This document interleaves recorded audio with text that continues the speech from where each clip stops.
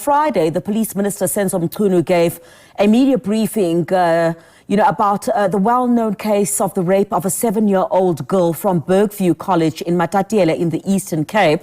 So according to Mchunu, samples taken from the 7-year-old child were subjected to DNA testing, and the victim did not contain any foreign DNA. I'm talking about the 7-year-old girl now. So 3 people of interest have subsequently surfaced, he added, and additional DNA testing was or is being conducted. I want to speak to Brigadier Athlenda Mate now. There seems to be some confusion about what exactly the police minister said there. Whose DNA was taken? Was there DNA taken? Was it compared to the DNA of the 7-year-old child? Athlenda Mate, thank you very much indeed for joining us here on SABC News this morning. All right, so what is the story here? Was there any DNA taken from these persons of interest, and was it compared to the DNA of the 7-year-old girl? A very good morning, and thank you for the opportunity. As rightly indicated by the Minister on Friday, we are dealing with a very complex investigation that requires us to conduct and implement various investigative techniques so that we are able to get to the perpetrator. I can confirm that DNA was taken from the child, and as rightly indicated by the Minister on Friday, there was no foreign DNA, meaning no one else's DNA was found on the child during analysis, right? During investigations. But we did, what the Minister did confirm is that there were persons of interest that were identified, and their DNA and buccal samples were taken in terms of utilizing them in our investigation. So let me firstly indicate that in all Schedule 8 offences, murder, rape, and serious and violent crimes, it is a norm and it is a standard procedure that the police, if you are identified as a possible suspect, your DNA must be taken so that we can rule out the possibility of you being a suspect in the case, or to confirm that this DNA does place you on a crime scene. So in terms of how we conduct our work, Criselda, the Minister did not on Friday mention these persons of interest because it is not in our nature as the police to identify who is a person of interest up until that particular person is arrested, brought before court, and is charged. Get some clarification. So from these persons of interest, buccal samples or DNA was taken from these persons of interest. Was that DNA compared to the DNA of the little girl? Because you indicated that there was no foreign DNA that was found on the DNA sample taken from the little girl. So was there a comparison made between the samples of the persons of interest that were taken and the little girl? I think that's where we need the clarification there. Look, DNA will be, when you conduct an investigation, Criselda, you will follow through different leads. You'll utilize different techniques to get to the perpetrator. So if we did not find DNA on the victim, it does not mean we should not take DNA from those that were seen around the child or those that have been identified as persons of interest. DNA and buccal samples assist us greatly in investigations, even though they would not necessarily be utilized to solve this particular case. They can, if put into the database of our DNA database, they can possibly help us to get a profile of a certain person, and perhaps even in some cases assist us to identify suspects in other crimes that have been committed elsewhere. So it's not necessarily to say, let us compare it to this child, because Minister did confirm that no DNA was found. But it could be that DNA that we collect, it can unravel and help us solve other crimes in our investigation. Yes.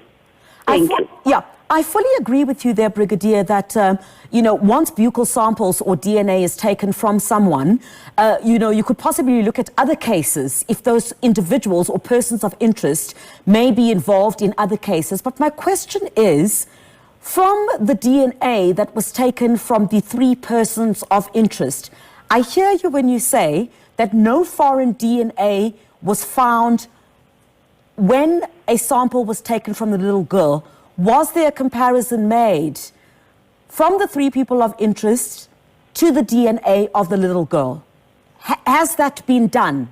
Yes, I know that you are going to look at other cases as well. I'm speaking specifically about this case.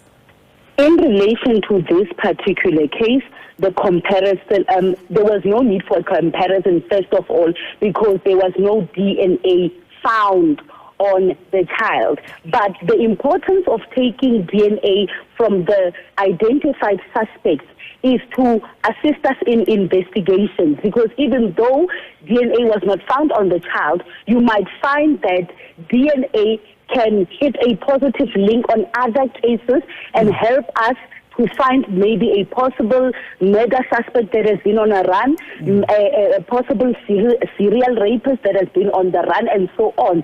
So it can assist us at a later stage on this particular case. But at this stage, there has not been a link to the girl's, the child's case. But investigations are still continuing. We still have a long way to go. We are quite confident that as investigations continue, we will be led in the right direction, and eventually we will get justice for the child. Brigadier, I know that this investigation is incredibly sensitive, and I think as the media we're trying as best as we can to also allow for the investigation, especially because it involves such a little girl. But of course, these 3 persons of interest, without mentioning, of course, their names. I understand the sensitivity of not mentioning their names, but are these 3 persons of interest persons that may have been around the child at the time? Absolutely. In our investigations, we will follow all possible leads. We will take statements. We will collect and gather all evidence. So if a preliminary investigation does lead us to identify this particular suspect, we will go to that particular suspect, take their statement, also take the buccal sample, because of why this is a Schedule 8 offense. It involves the rape of a minor. So we are quite satisfied that so far, those that we have identified as the possible suspects, and we are not saying they are suspects, they are possible suspects, because remember, buccal sample, DNA, and other investigative techniques firstly assist us to rule out the possibility to remove a perpetrator or an innocent person from a crime scene, or it will help us to put the perpetrator on the crime scene. So we are quite satisfied that so far those that were possible suspects have been cooperating, their buccal samples were taken, and we are continuing with the investigation. So it doesn't mean if we did not find any foreign DNA, then the investigation falls flat. No, we are following other possible leads, other investigative techniques to get us to the perpetrator. And we are hopeful. If you look at the track record of our family violence, child protection and sexual investigations investigators, they have put so many perpetrators behind bars. In 2 years, we are talking about 35,000 GBVF-related suspects and accused persons that have been convicted in the 2 years, 4,500, with 660 of them that were given life sentences. So we've got full faith and confidence in the team that has been set up. You will remember that last week the National Commissioner deployed the senior investigator, the head of the FCS there. So we are quite confident that soon there will be a breakthrough, but we are going to need the cooperation of all involved, the family, the child, and so on. And the minister did indicate on Friday that the focus now, because it is a single witness crime, meaning the child, the victim herself, is the only witness in this crime. It means there's a need for more assessment on the child so that we can get to what exactly happened and who is behind this. And just finally, Brigadier Mate, I think given the fact that you've now clarified that a DNA or buccal samples were taken from 3 persons of interest, but that DNA or buccal samples were not compared to that of the little girl, because when you did a DNA test or you took samples from the little girl, there was no foreign DNA that was found on the little girl. What does this mean for the investigation then of police, while you've indicated that you're still investigating this matter? Because DNA would have been a very crucial part of trying to, I guess, get to the bottom of,